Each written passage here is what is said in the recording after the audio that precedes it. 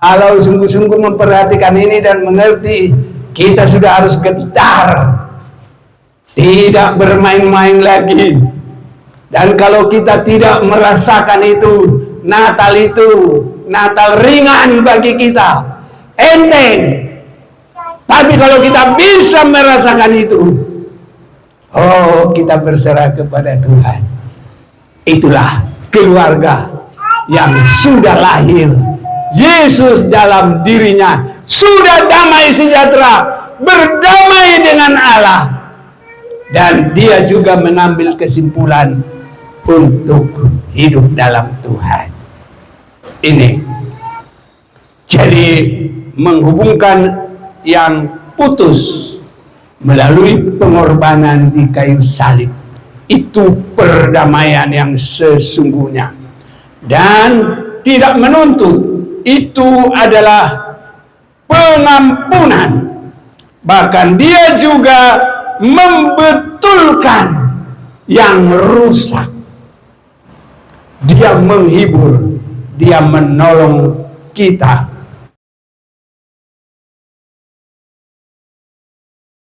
Kita bersyukur kepada Tuhan. Kita sudah mulai tadi menyembah Tuhan, memuji namanya. Dan memang sangat indah kalau kita akan lebih ditetapkan dengan firman Tuhan dan apa yang sudah ada di dalam tema kita, sudah ada di dalam acara yang ada ini. Matius pasal yang pertama ayat yang ke-20 sampai 25. Tetapi ketika ia mempertimbangkan maksud itu, malaikat Tuhan nampak kepadanya dalam mimpi dan berkata, Yusuf anak Daud, janganlah engkau takut mengambil Maria sebagai istrimu, sebab anak yang di dalam kandungannya adalah dari Roh Kudus. Ia akan melahirkan anak laki-laki dan engkau akan menamakan dia Yesus, karena dialah yang akan menyelamatkan umatnya dari dosa mereka. Hal itu terjadi supaya genaplah apa yang difirmankan Tuhan oleh Nabi. Sesungguhnya anak darah itu akan mengandung dan melahirkan seorang anak laki-laki, dan mereka akan menamakan dia Immanuel, yang berarti Allah menyertai kita. Sesudah bangun dari tidurnya, Yusuf berbuat seperti yang diperintahkan malaikat Tuhan itu kepadanya. Ia mengambil Maria sebagai istrinya, tetapi tidak bersetubuh dengan dia sampai ia melahirkan anaknya laki-laki, dan Yusuf menamakan dia Yesus, yang artinya juru selamat. Saudara-saudaraku, semua kita sudah tahu bahwa Natal, kalau dilihat dari tahun sekarang 2025, berarti memperingati 1 tahunnya, berarti sudah 2000 berapa? 24. Karena 1 tahun itu memperingati. Ya. Satu perkara yang kita mau perhatikan, janganlah Natal itu berlalu sebagai kebiasaan tahunan, akhir tahun. Ya, seperti sekarang bulan Desember. Memang banyak orang belum mengerti sungguh-sungguh apa Natal itu, dan mereka mungkin sudah tahu, sudah pasti Natal itu apa. Ya, mungkin kalau yang lebih cepat ulang tahunnya Yesus. Nah, begitu kan? Karena diperingati setiap tahun. Ya. Atau hari lahirnya Yesus. Nah, kalau untuk Natal di tempat ini, di keluarga-keluarga kita. Tapi keluarga ini juga macam-macam ini. Ada keluarga besar paling besar, keluarga besar dunia, keluarga besar benua, negara, ya bangsa, keluarga besar marga, keluarga besar mana-mana sajalah ya. Dan saat ini diperkecil dalam rumah tangga. Iya.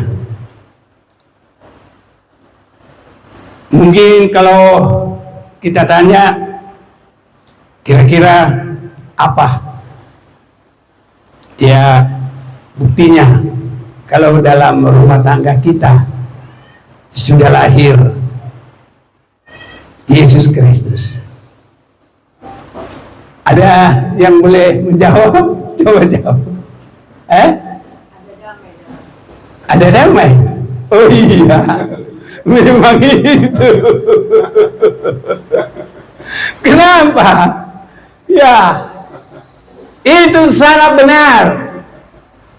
Sewaktu Yesus dikabarkan lahir, maka di dalam Yohanes pasal yang saya mau ajak kita akan perhatikan ini.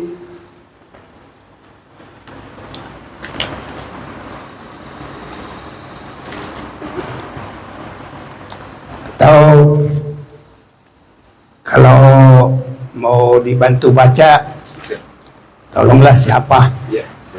Oke, Bapak Siombing. Sebentar, saya juga harus lihat juga.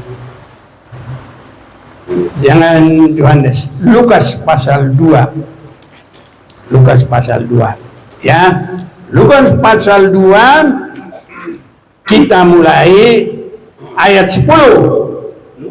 Lukas 2 ayat 10. Ya.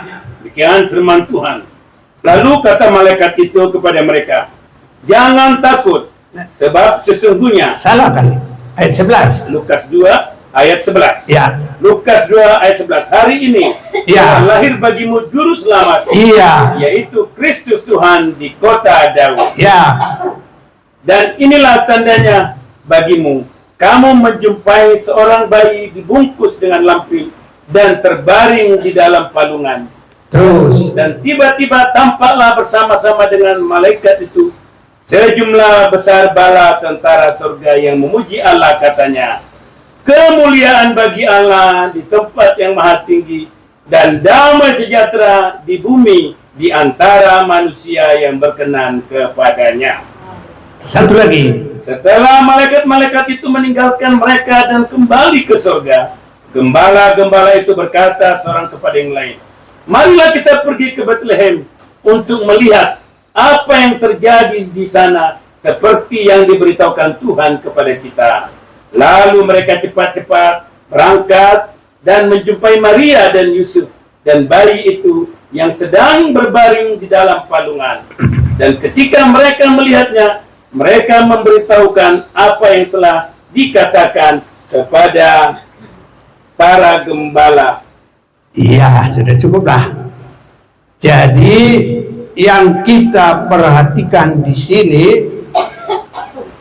kelahiran Yesus pada waktu dia lahir di Bethlehem, Yesus sendiri belum berbuat apa-apa, tetapi berkenaan dengan kelahiran itu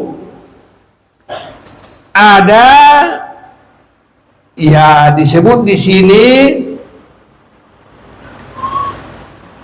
ya kemuliaan bagi Allah di tempat yang maha tinggi dan damai sejahtera di bumi di antara manusia yang berkenan kepadanya. Jadi ada malaikat-malaikat dan bersama dengan malaikat itu sejumlah besar bala tentara surga Ini bukan untuk mau perang, tetapi tentara itu menunjukkan ketaatannya.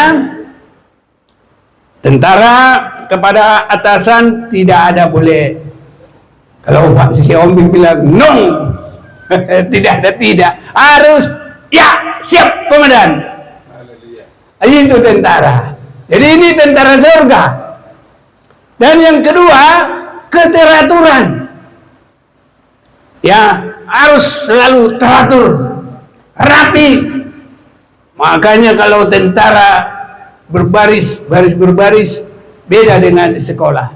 Sekolah masih macam-macam, kalau tentara sama semuanya. Jadi itulah.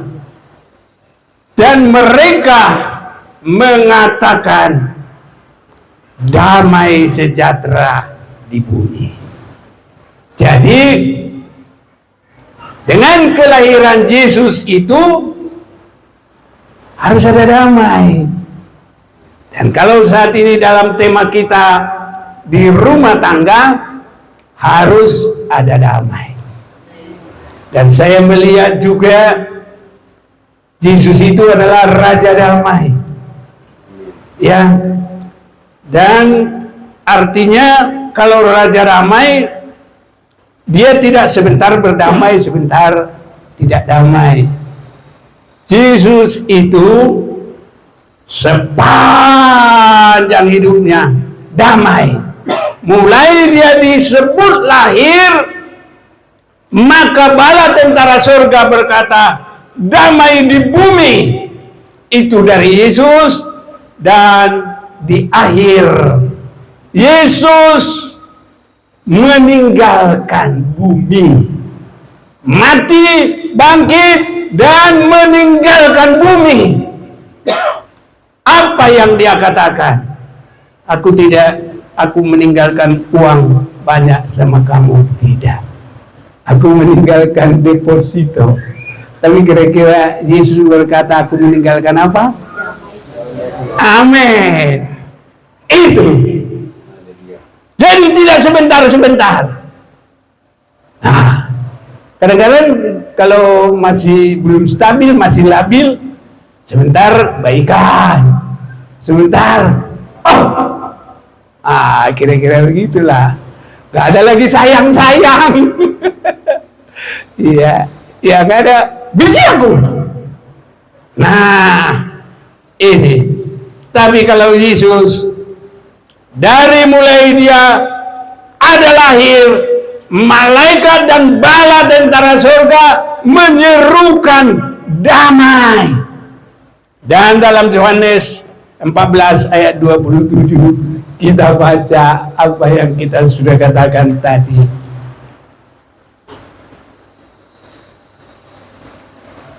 Tolong. Yohanes 14. Iya. Yohanes 14 ayat 27. Iya. Barang siapa? Maaf. Yohanes. Oh, maaf. Aduh. Maaf. Iya, maaf. Yohanes 14 ayat 27. Damai sejahtera ku tinggalkan bagimu. Damai sejahtera ku berikan kepadamu. Dan apa yang kuberikan tidak seperti yang diberikan oleh dunia kepadamu. Janganlah gelisah dan gentar hatimu. Iya. Haleluya. Jadi Yesus lahir ke dunia ini damai. Yesus bertumbuh dalam hidupnya damai. Yesus memulai pekerjaannya sesudah umur 30 damai. Yesus sudah menyelesaikan pekerjaannya, dia mati dan bangkit, Yesus naik, tetap damai sejahtera. Biar damai itu memenuhi kita semuanya. Amin. Jadi Natal sekarang harus benar-benar ada damai. Jangan asal Natal-Natalan. Harus benar-benar ada damai itu. Nah, damai itu bukan damai dunia. Damai dunia beda dengan damai surga. Karena yang mengatakan damai pertama adalah bala tentara surga. Dan nanti diakhiri dengan perkataan Yesus, damai sejahtera kutinggalkan bagimu. Ini damai surga. Emang ada bedanya? Ada dong. Kalau nggak ada bedanya ya bagaimana? Damai dunia ini kadang damai, sebentar lagi nggak damai. Damai di dunia ini beda, nanti kita akan memperhatikan. Jadi ini kita dengan Natal, Yesus lahir di rumah kita dan Yesus ada di dalam kita, maka yang ada pada kita bukan damai duniawi, bukan damai negara per negara, bangsa dengan bangsa, suku dengan suku. Kalau suku Irian berdamai paling bakar batu, ya, sembelih berdua, makan, ya sudah. Tapi nanti bentar lagi bisa perang lagi.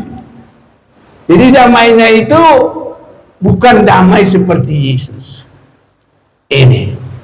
Jadi beda damainya Yesus, beda damainya dunia. Itu sebabnya semoga kita semua semakin mengarah damainya Yesus Kristus. Ini jangan damai-damai dunia ini, ya. Dan kalau damai daripada Yesus Kristus itu, saudara-saudaraku, adalah penuh dengan pengorbanan. Ini damainya di dalam Yesus Kristus berkorban. Kalau damainya dunia ini bayar. Begitu. Ya.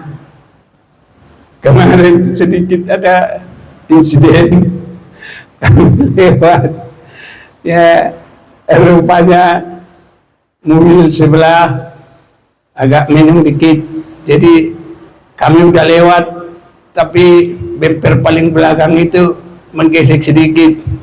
Dia bilang berdamai saja, jangan ke polisi, jangan kemana-mana, tapi suruh bayar.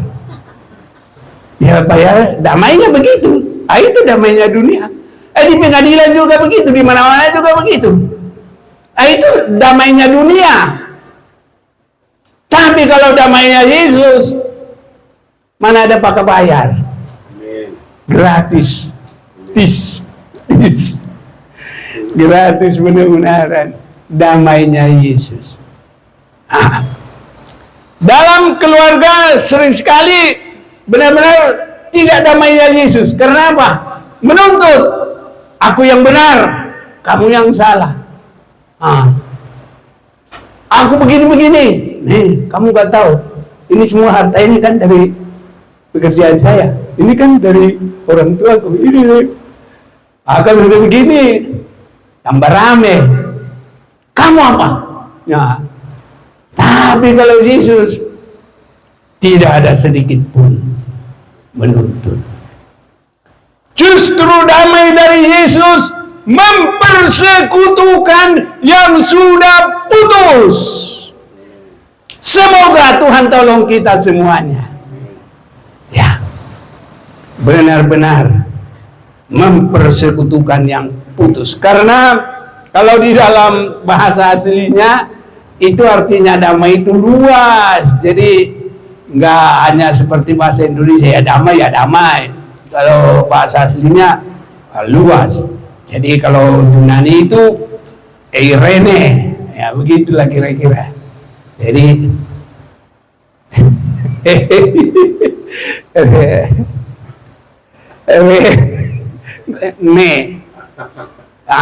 itu Yunaninya.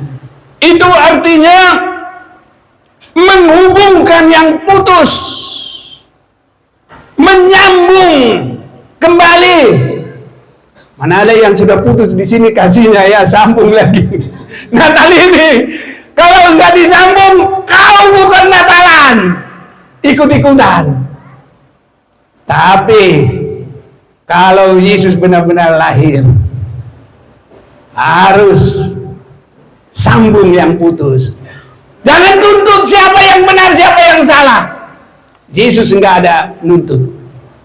Semua Yesus terbuka, tidak ada menuntut sedikit pun. Kalau Yesus menuntut kita, enggak ada kita yang benar nanti. Karena apa? Roma pasal 3 ayat 10, semua manusia sudah berdosa. Itu namanya sudah rusak. Tak boleh badalah, biar semua kita dengar.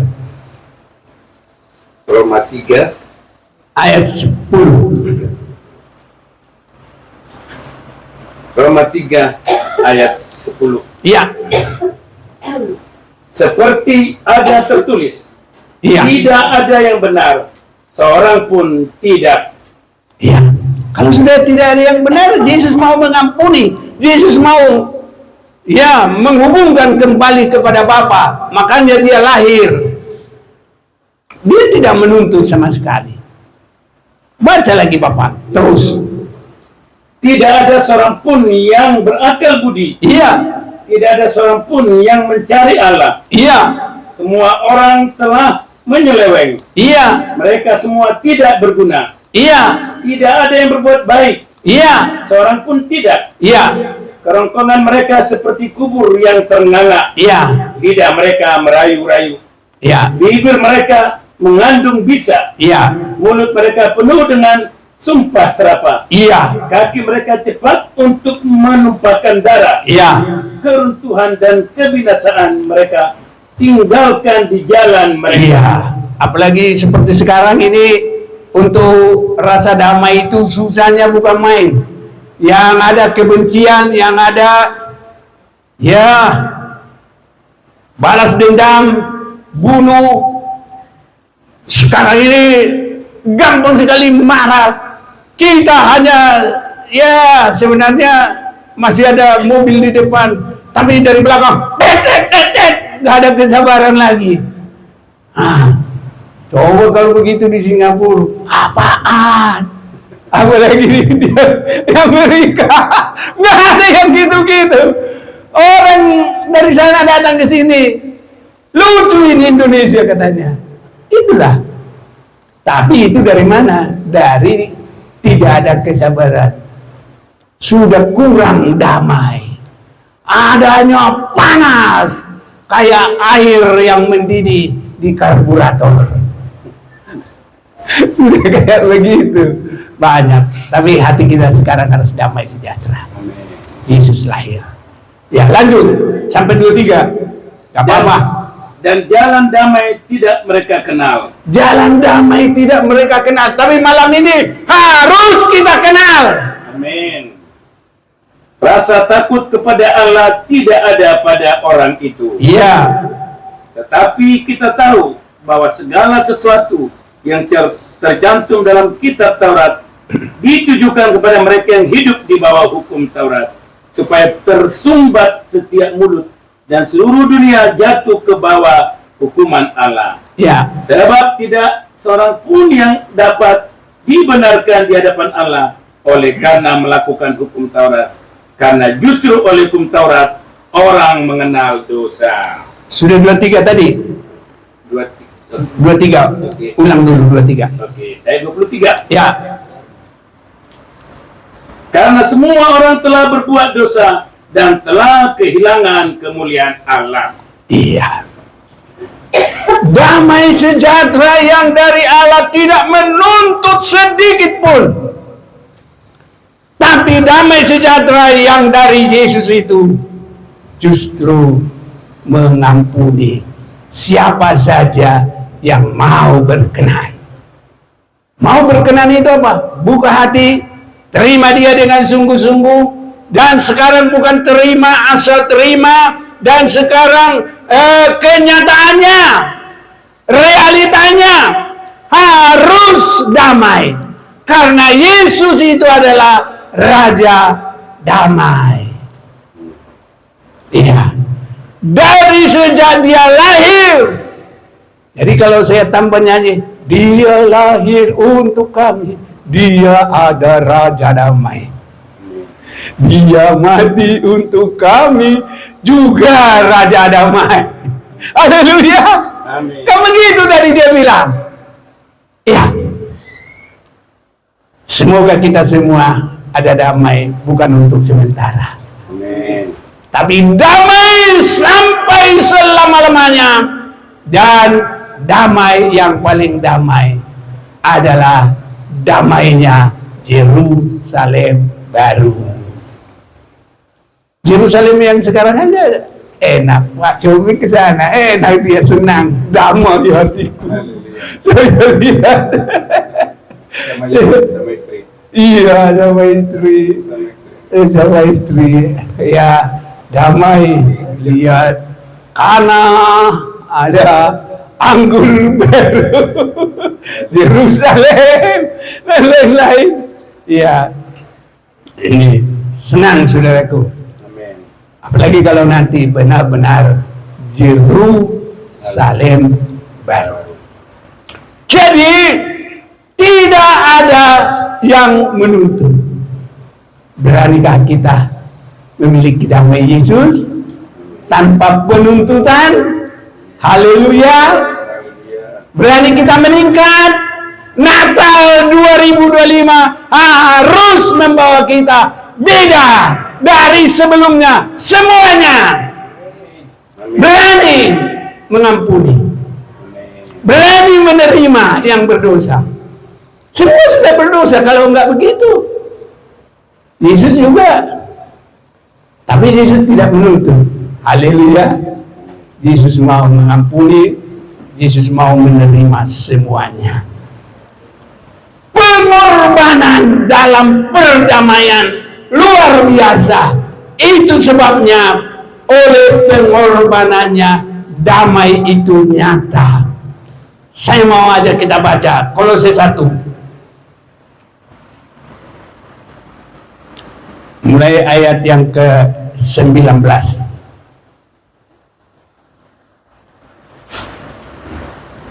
Kolose 1 Ayat 19.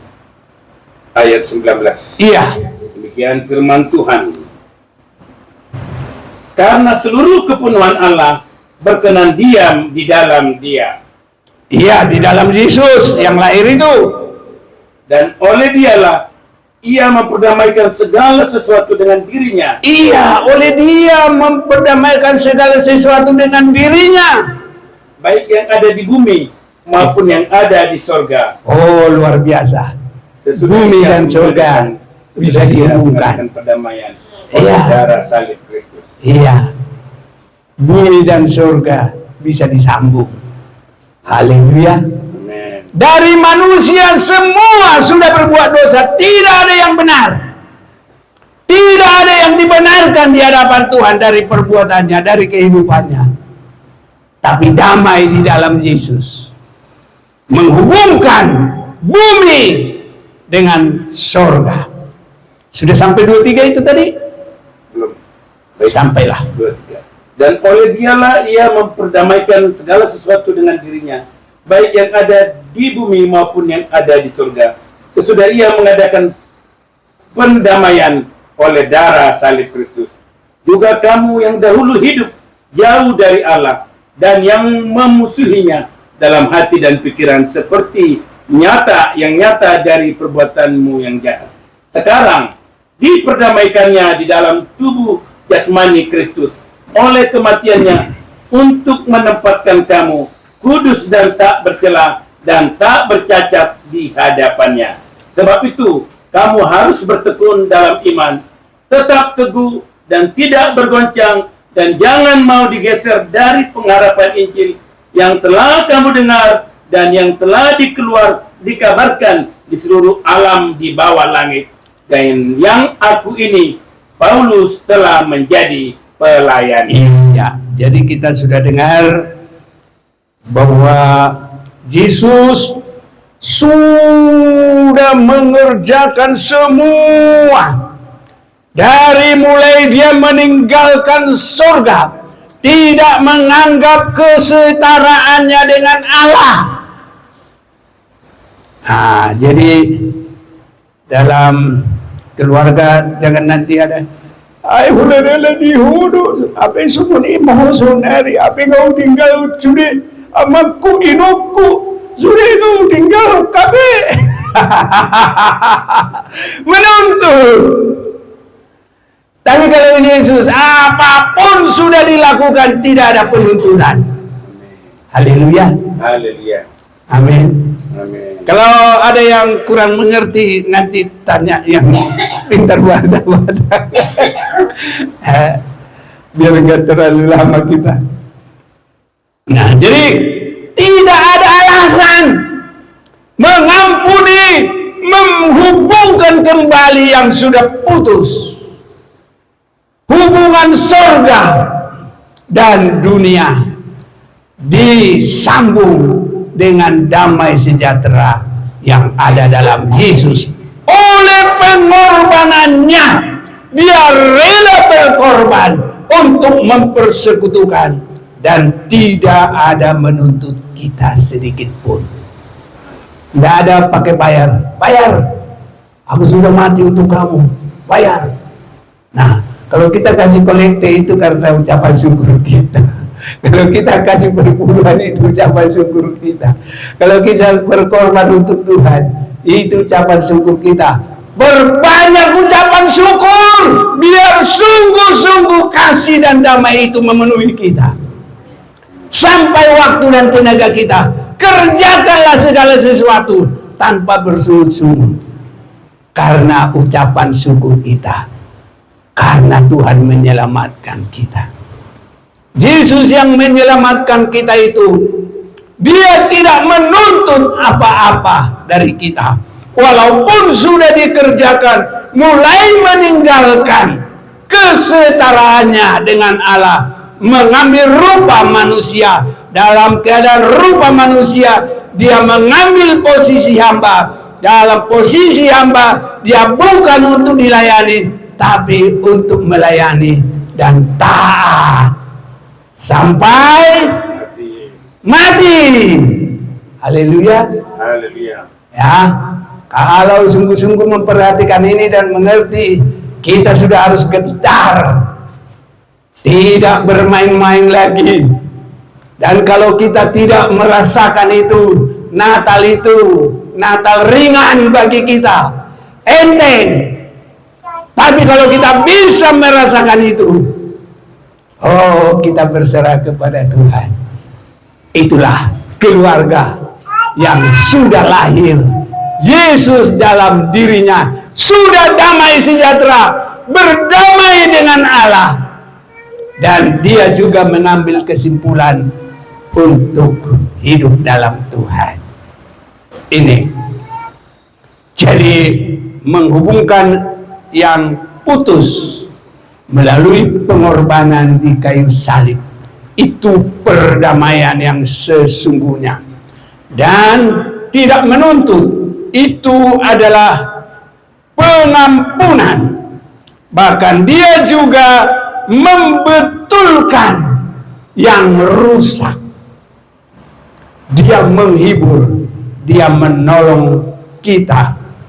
Boleh kita mau baca dulu dalam Yesaya 61 ayat 1 dengan 2. Ya.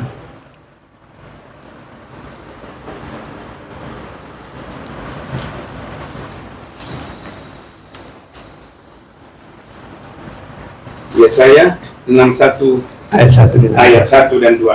Yesaya 61 ayat 1 dan 2. Roh Tuhan Allah ada padaku, oleh karena Tuhan telah mengurapi aku.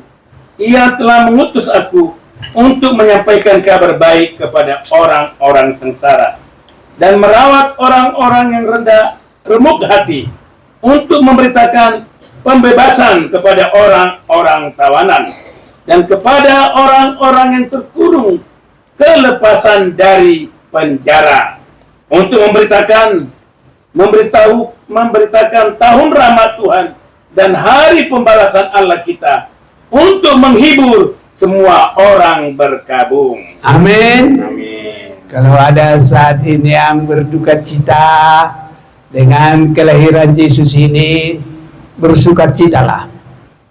Tapi kalau kita belum yakin bahwa kita sudah ditebus dan disatukan dengan Allah, ya sukacitanya itu sedikit. Natalnya itu kebiasaan aja, ikut-ikutan. Tapi kalau yakin sungguh-sungguh aku sudah ditebus, sehingga kalau kita menyanyi, aku telah ditebus oleh darahnya. Apa itu tuh lagi? Darah Kristus ya. Kini jadi kepunyaan Tuhan sendiri. Ada tandanya. Ada tandanya sebagai miliknya. Salib yang menyelamatkanku. Amin. Rasakan kasihnya setiap hari. Ku cinta Yesus mempelajariku. Amin. Harus sampai ada tandanya di hidup kita. Amin. Jadi tidak uring-uringan, tidak marah-marah, tidak menuntut, tidak ya membanggakan akunya semua. Yesus kalau ada itu nggak jadi dia datang ke dunia. Dia bukan juru damai. Makanya mari meningkat untuk memiliki damai surga. Damai dunia ini labil, tidak tetap. Yang tetap hanya damai surga. Contohnya yang ada pada Yesus. Jadi jangan kita pikir, sering sekali aku dengar, aku sudah baik, aku sudah begini-begini. Ya, tapi kalau ditanya, kamu sudah sama nggak seperti Yesus? Oh, belum, kalau itu belum. Lah, ya udah berusaha terus. Kan kita harus sama seperti Yesus nantinya. Haleluya. Dan kita harus yakin bahwa itu bisa terjadi bagi kita. Jadi membetulkan yang rusak, tidak ada tuntutan, tidak mempertahankan apapun. Kealahannya tidak dipertahankan, kebenarannya, kekudusannya, semua dipertaruhkan untuk mengangkat kita, untuk datang menyatu bagi kita dalam semua rumah tangga kita masing-masing. Amin. Dalam rumah-rumah kita. Amin. Dan biarlah damainya Yesus itu ada pada kita masing-masing. Jangan sampai asal Natal ikut-ikutan. Harus terjadi damai dan praktek damai yang ada pada Yesus Kristus. Kita tunduk kepala berdoa.